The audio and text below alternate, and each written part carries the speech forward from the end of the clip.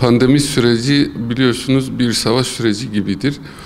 Bu savaş süreci içerisinde ön cephede çarpışan ve ön cephede kalan sağlık çalışanlarıdır.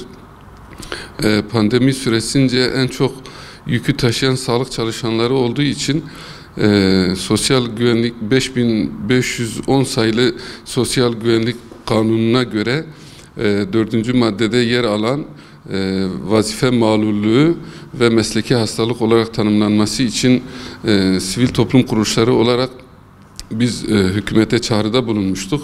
14 Aralık'ta toplanan kabine, Cumhurbaşkanlığı kabinesinde, hükümet kabinesinde bu konuyla ilgili Cumhurbaşkanlığımızın bir müjdesi oldu. Ve bu minvalde Sağlık Bakanlığı tarafından genelge yayınlandı. Bu genelge kapsamında 5510 sayılı kanununa göre sağlık çalışanlarından memur olanlar vazife malulü, işçi olarak çalışanlar da mesleki hastalık olarak kabulü öngörüldü. Mesleki hastalıklar kanunda şöyle tanımlanmaktaydı. Çalışanın mesleğiyle ilgili iş yerinde oluşabileceği kısa vadeli veya uzun vadeli iş görememezlikle ilgili veya malullikle ilgili olanları bu meslek hastalığı olarak tanımlanmıştı. Malumunuz Covid ile mücadelede sağlık çalışanları çok fazla bu hastalığa yakalanma riski yüksektir. Zaten toplam vakaların 1/10'inin sağlık çalışanı olduklarını biliyoruz. Bu konuda gerçekten ön cephede çalışan sağlık çalışanları bu mesleki hastalık ve vazife malulluğu olarak sayılması sevindirici bir haberdir. Bu çalışanları da motive edecek şekilde bir düzenleme olduğunu düşünüyoruz.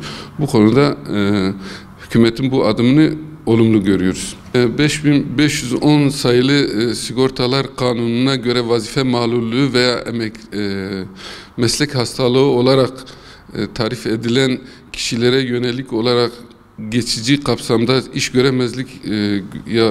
iş göremezlik yapan sağlık çalışanlarına ek ödeme ve diğer haklardan yararlanma hakkı getirildi. Ayrıca eğer bu konuda vefat etmiş kişi varsa sağlık çalışanının yakınlarına ve eş ve birinci derece yakınlarına ödeme yapılması olumlu bir gelişmedir. Çünkü gerçekten bu bir meslek hastalığıydı. İlk etapta bu konuda bazı tereddütler olmasına rağmen son genelgeyle bu tamamen netleşmiş oldu. Sağlık çalışanlarının sadece maaşların yanında bir de performans göstergeleri vardı. Bu performans göstergeleri özellikle Covid pandemisi dolayısıyla hastanelerde yeterince hasta yoğunluğunun olmaması ve yoğunluğun tamamen pandemiye yönelik olmasından kaynaklı bir döner sermaye ödeyememe veya gelirlerin azalmasına bağlı olarak sağlık çalışanları mağdur olmuştu. Bakanlık 3'er aylık dönemlerle bu performans göstergelerini %100 ek performanstan yararlanma şeklinde bir ek performans verilmesi istenilmişti ve verilmeye başlanılmıştı.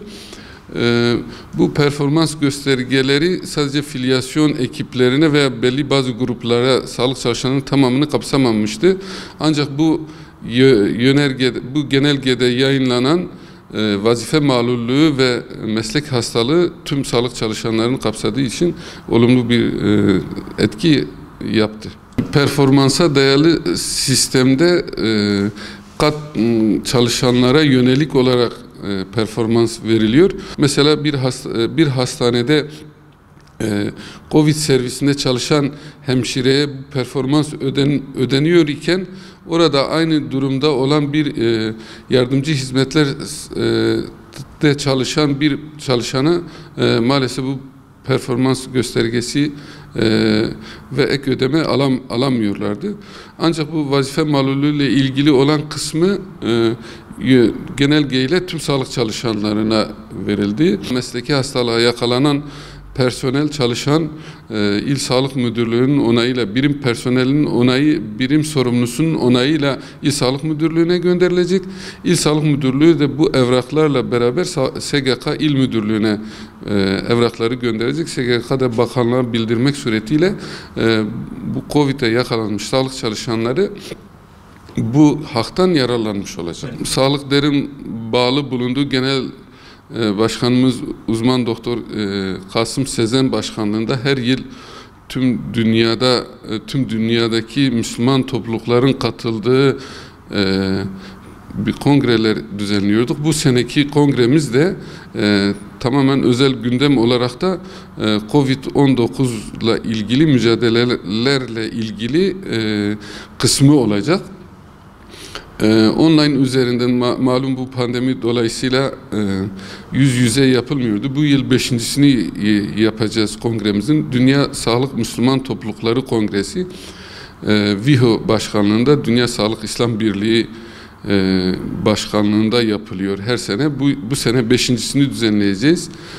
Online olarak internet üzerinden yayınlanacak bu çalışmamızda, kongremizde bu Covid-19 nedeniyle sağlık çalışanlarının yaşadığı sıkıntılar ve tecrübeleri İslam ülkeleri içerisindeki tüm katılan Müslüman toplulukların bilim adamları birbirleriyle istişarede ve birbirleriyle bilgi alışverişinde bulunacaklar. Bu vesileyle 23 ve 25 Aralık'ta düzenlenecek Dünya Sağlık Müslüman Toplulukları Kongresi'ne online kayıt alıyoruz şu an. Bizim Diyarbakır ilimizden de bu konuda konuşmacı olan hocalarımız var. Bu Müslüman toplulukları ve İslam Birliği'ndeki diğer ülkelerden, Müslüman ülkelerden katılacak kişiler de bu konuyla ilgili görüş alışverişinde bulunacaktır. 23-25 Aralık tarihinde her yıl düzenlenen Dünya İslam Sağlık Birliği Kongresi ile ilgili gerçekten hani bizim bu kongremiz dünyada çok ses getiren bir kongre. Sayın Cumhurbaşkanımızın da teşrifleriyle inşallah açılış konuşması yapacak. Ayrıca Malezya Sağlık Bakanı ve diğer Müslüman ülkelerdeki özellikle bakanlık düzeyinde katılımları da bekliyoruz. Diğer bilim adamlarını da bekliyoruz. Çeşitli seanslarda yapılacak bu konuyla ilgili güzel bilgi alışverişleri yapılacak. Yani Müslüman ülkelerin özellikle sadece sosyal alanda ve siyasi alanlardan çok sağlık alanında bir birliktelik sağlanmış bir şekilde geçen yıl mesela 65 ülke katılmıştı. 65 ülkeden temsilcilerimiz katılmıştı. Bu sene de büyük bir oranda katılım bekliyoruz. İnşallah hayırlara vesile olur. Yani bu birliğin İslam ümmeti içerisinde mücadelenin birliğini sağlanma açısından, sağlık camiası açısından önemli bir kongre olduğunu düşünüyorum. Buradan bir çağrı yapıp bu konuda dinleyicilerimizin, izleyicilerimizin de bu kongreye katılabileceklerini, internet üzerinden katılabileceklerini ve katılmalarını istiyoruz.